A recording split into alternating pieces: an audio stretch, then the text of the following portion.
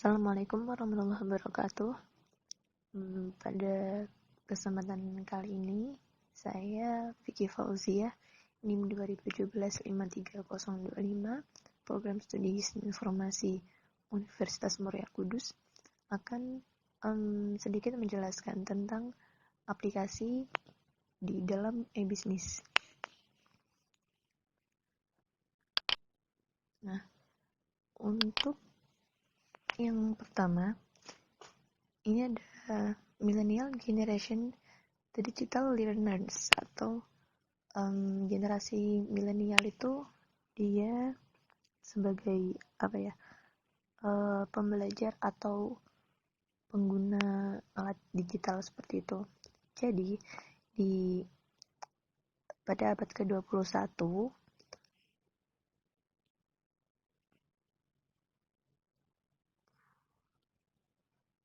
rata-rata orang itu akan menggunakan waktu mereka 10.000 jam itu digunakan untuk video game, 200.000 jamnya untuk menggunakan emails, kemudian 20.000 jamnya untuk menonton televisi, kemudian ada 10.000 jam untuk penggunaan handphone atau cellphone, kemudian di bawah 5.000 jam mereka itu menghabiskan waktu untuk membaca seperti itu. Nah, jadi di sini ada baby boomers. Mereka itu lebih kepada penggunaan televisi. Kalau untuk generasi X itu mereka lebih cenderung menggunakan komputer. Kemudian untuk sekarang ini generasi milenial itu lebih cenderung menggunakan mobile phone atau smartphone seperti itu untuk berkomunikasi.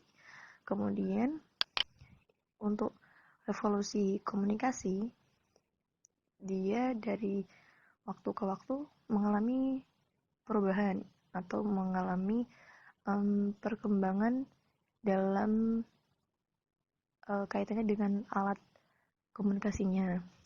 Jadi dulu kalau misalkan komunikasinya itu masih ditulis di daun seperti itu, kemudian mereka menemukan kertas dan beralih menggunakan surat menyurat. Kemudian setelah ditemukannya telepon, mereka beralih menggunakan telepon. Kemudian selang beberapa waktu ditemukannya saluran televisi.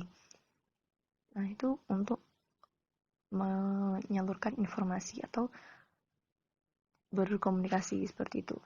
Kemudian di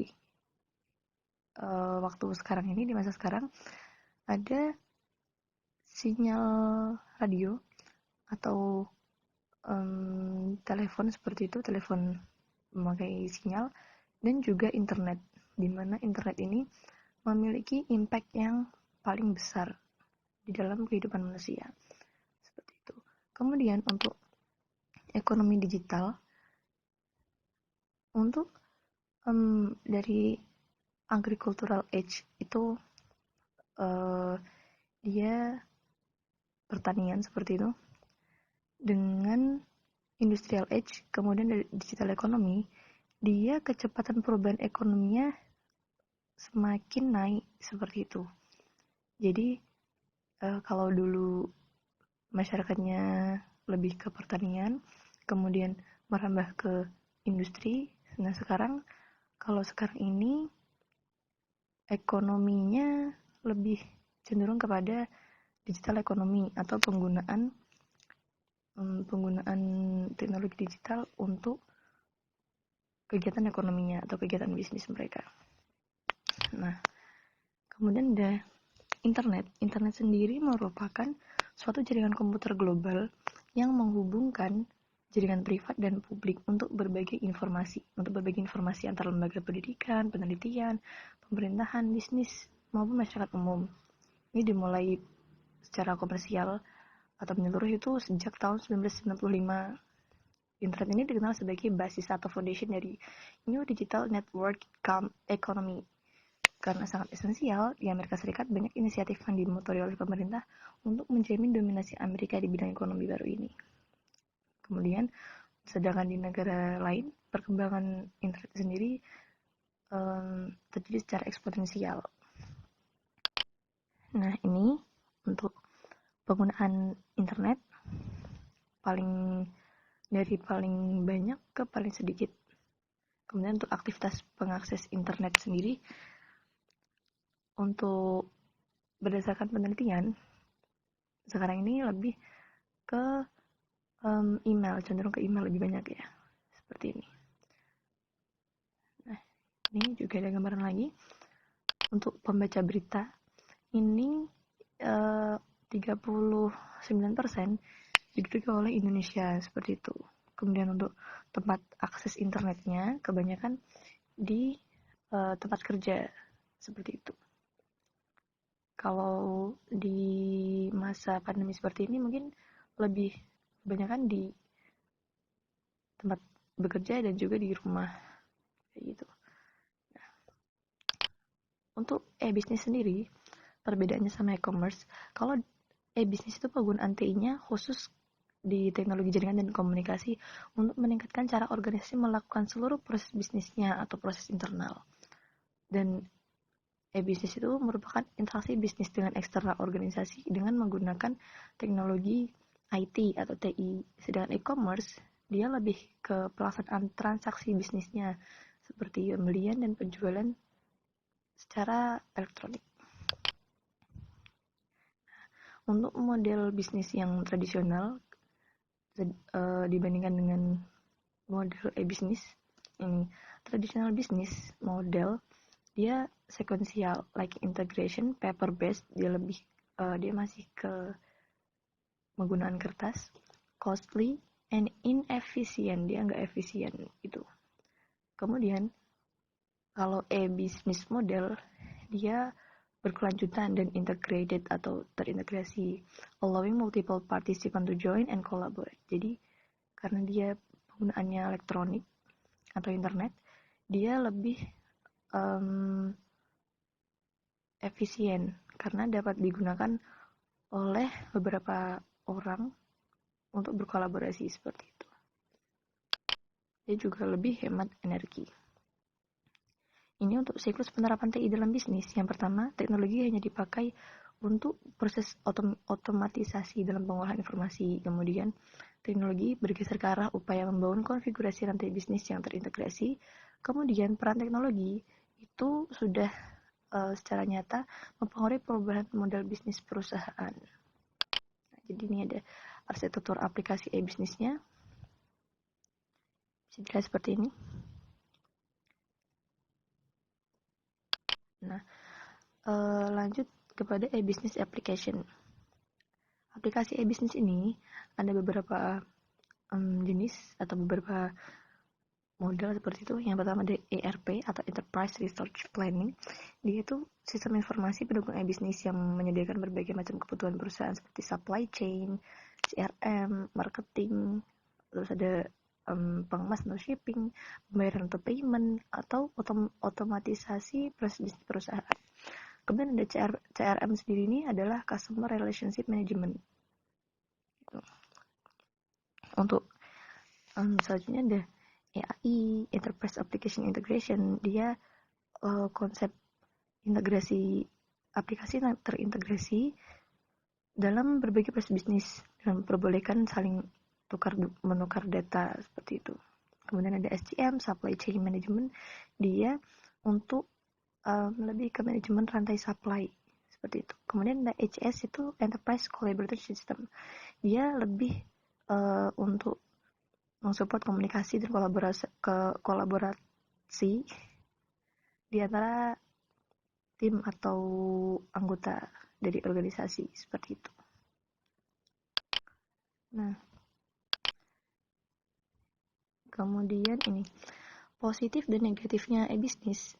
Yang pertama, untuk positifnya,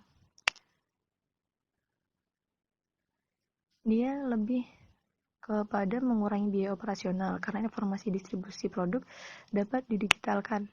Jadi dia lebih hemat biaya karena pelacakan status produksi dan distribusi sangat mudah dan berkelanjutan.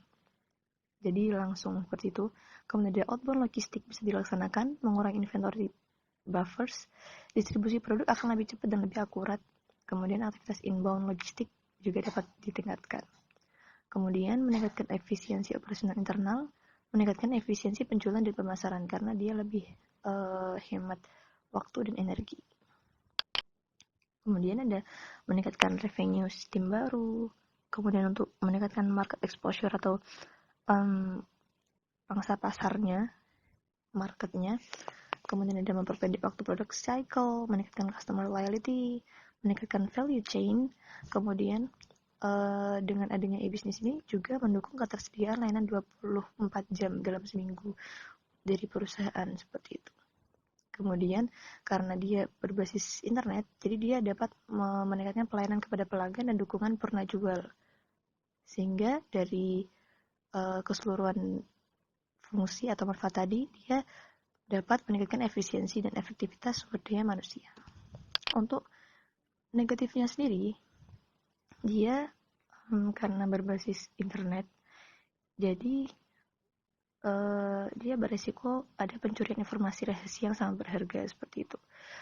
Bisa dikatakan karena hacking atau keamanan data yang tidak terjaga seperti itu. Kemudian ada kehilangan kesempatan bisnis karena gangguan pelayanan, misalkan ada gangguan internet atau yang lainnya. Kemudian ada kehilangan kepercayaan dari para konsumen. Itu juga bisa karena berbagai macam faktor seperti usia dilakukan dengan sengaja oleh pihak lain. Karena dia internet, jadi ada banyak persaingan di luar perusahaan seperti itu. Nah, nih karena tadi ada pembobolan sistem atau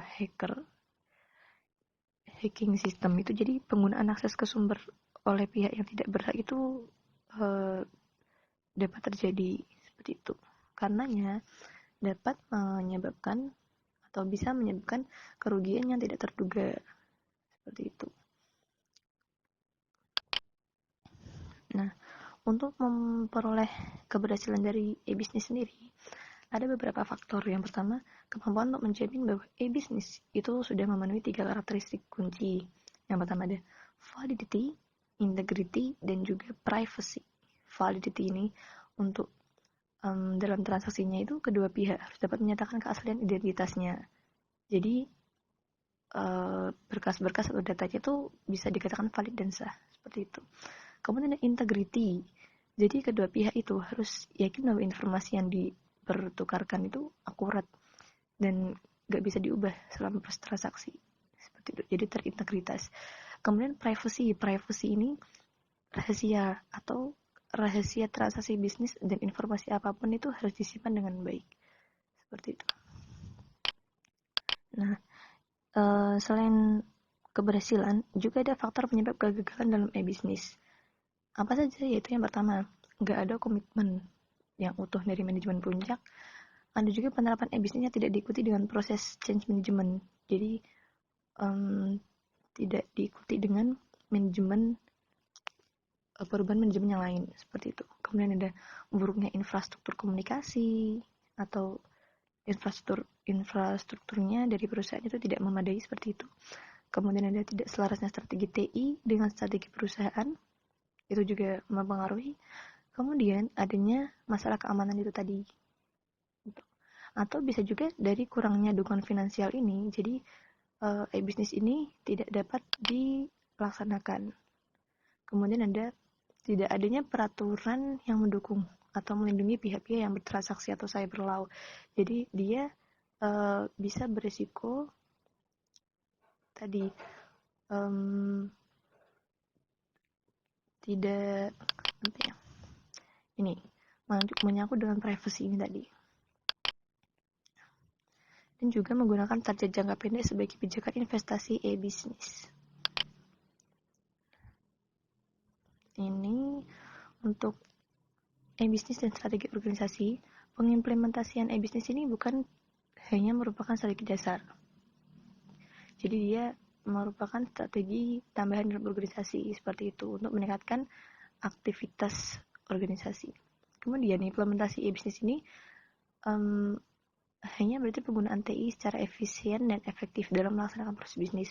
Jadi tingkat kesesuaian dan dukungan aktivitas e-bisnis akan bernilai strategis bila implementasinya dapat membantu organisasi dalam melaksanakan dan mencapai strategi. Seperti itu. Ini untuk infrastruktur dari e-bisnis sendiri ada LAN, WAN, FAN, ada internet dan intranet, dan juga extranet. Seperti itu. Untuk karena tadi sudah membahas e-bisnis, kita sedikit membahas tentang e-commerce. Untuk e-commerce ini sendiri, dia penggunaan media elektroniknya untuk hal perniagaan atau perdagangan seperti telepon, mail, ATM, handphone, seperti itu, dan juga banking seperti ATM banking, mobile banking atau internet banking. Secara khusus, penggunaan internet ini hanya untuk melakukan perniagaan semata. Dan dia untuk e-commerce sendiri disukai karena kenyamanannya, karena peluang pasar Indonesia yang besar dan jenis layanan khas Indonesia juga mudah untuk dimengerti oleh orang Indonesia sendiri, karena semua orang cenderung masih bingung dengan namanya new economy atau ekonomi baru. Ini maksud pasar Indonesia yang besar, yaitu potensi jumlah penduduk Indonesia itu sangat besar dan masih banyak yang belum terjangkau oleh internet, karena menurut penelitian itu jumlah pengguna internet masih sekitar 5 juta orang saja. Marketnya atau pasarnya itu belum saturasi, jadi rentang fisik yang lebar merupakan potensi e-commerce itu sendiri. Nih, contoh layanan khas Indonesia itu ada wartel dan warnet, SMS. Jadi layanannya masih memberikan kenyamanan kepada orang Indonesia. Untuk e-commerce sendiri ada jenis-jenisnya, ada business to business, business to consumer, consumer to consumer atau customer. Government itu ada government to government, government to business, atau government to customer atau citizen.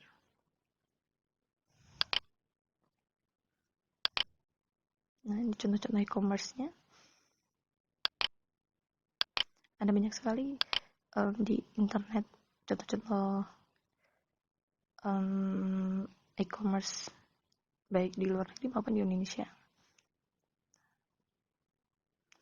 Untuk tantangan-tantangan e-commerce sendiri, ada internet hancurnya bisnis internet, dan juga infrastruktur telekomunikasinya terbatas dan juga mahal. Kemudian ada juga delivery channel, jadi pengiriman barangnya itu tidak masih mengkhawatirkan, entah itu takut di jalan atau penyimpanannya tidak nyaman, seperti itu, dia aman. Kemudian ketepatan waktu dalam pengiriman baru juga kadang lama, kadang sebentar, seperti itu. Ada juga munculnya jenis kejahatan baru, karena e-commerce sendiri dia meskipun terbilang aman, tetapi bukan tidak mungkin dia ada penipuan-penipuan melalui SMS, kuis, kemudian ada penggunaan kartu kredit curian atau palsu, dan juga ini untuk hukum itu kurangnya kesadaran pengguna untuk masalah keamanan datanya. Jadi mereka asal menggunakan e-commerce seperti itu. Nah, ini ada kultur dan kepercayaan yang tidak orang Indonesia itu tidak terbiasa berbelanja dan menggunakan katalog seperti itu. Jadi mereka masih menggunakan fisik untuk melihat atau memegang barangnya secara langsung baru dibeli, seperti itu. Nah, ada juga security tadi, masalah keamanan dan juga ketidakjelasan hukum. Jadi masih belum jelas status dari digital signature atau tanda tangan digital, uang digital, status hukum dari paperless transaction-nya itu belum jelas, seperti itu. Nah, untuk efek terhadap kehidupan masyarakat dari adanya kemajuan